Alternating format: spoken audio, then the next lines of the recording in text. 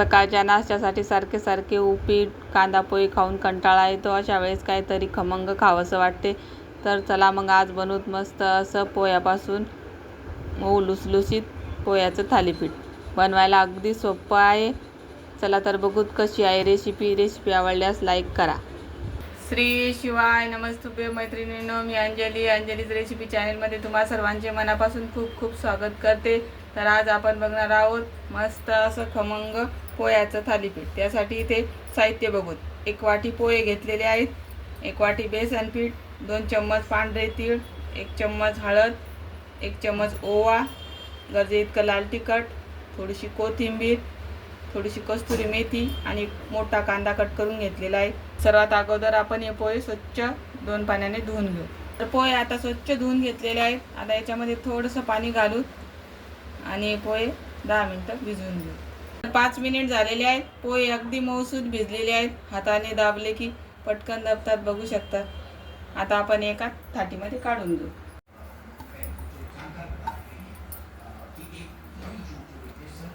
तर इथे ताटीमध्ये पोहे काढून घेतलेले आहेत. आता आपल्याला हे पोहे या पद्धतीने आपण कणिक मळतो त्या पद्धतीने याला मळून घ्यायचंय. तर याच्यामध्ये थोडंसं पाणी घालायचं. तर याच्यामध्ये थोडंसं पाणी घालू आणि छान याला मळून घेऊ. तर मस्त हे कणकेसारखं आपलं तयार झालेले आहे पोह्याचं पीठ. आता याच्यामध्ये 1 वाटी बेसन पीठ घालू, 2 चम्मच तीळ, थोडीशी हळद, गरजे इतकं लाल तिखट, कोथिंबीर, 1 कांदा घेतलेला आहे कट करून, थोडासा ओवा, तो हातावर या पद्धतीने चोळून घालायचा, म्हणजे मग त्याची चव अजून छान येते. कस्तुरी मेथी घालू थोडीशी. आता हे सर्व या पोह्यामध्ये व्यवस्थित मिक्स करून कणकेप्रमाणे याला मळून घेऊ. याच्यामध्ये चवीपुरतं मीठ घालू. मीठ घालायचं राहिलं होतं. त्याला मळून घ्यायचं.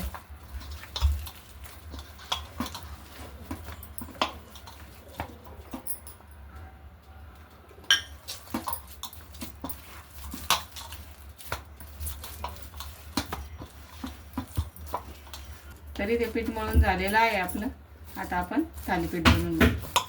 तरी ते मी प्लास्टिक घेतलेलं आहे. आता आपण या प्लास्टिकवर थालीपीठ थापून घेणार. या पद्धतीने हातावर उंडा बनवून घ्यायचा. प्लास्टिकला थोडं पाण्याचा हात लावायचा, म्हणजे मग ते चिपकणार नाही. पद्धतीने याला मस्त थापून घ्यायचं.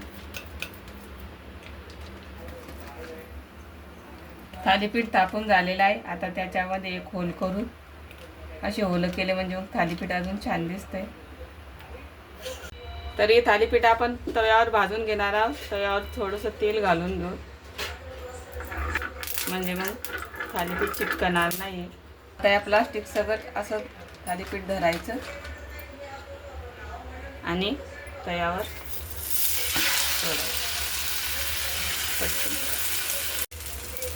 थोडंसं तेल टाकू साईडनं.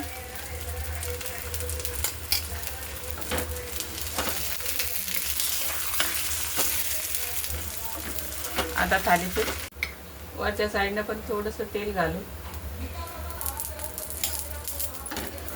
आणि पलटून घेऊ. आपल्याला एक खमंग मस्त खरपूस कलरवर भाजून घ्यायचा आहे. त्यामुळं गॅस मिडियम करायचा आणि मस्त खरपूस भाजून घ्यायचं थालीपीठ. तर मस्त खरपूस कलरवर आपलं हे थालीपीठ भाजून झालेलं आहे. आता आपण हे काढून घेऊ. आता आपण हे थालीपीठ तव्यावरच थापून घेणार आहोत. या पद्धतीने तुम्ही थालीपीठ बनवून शकता.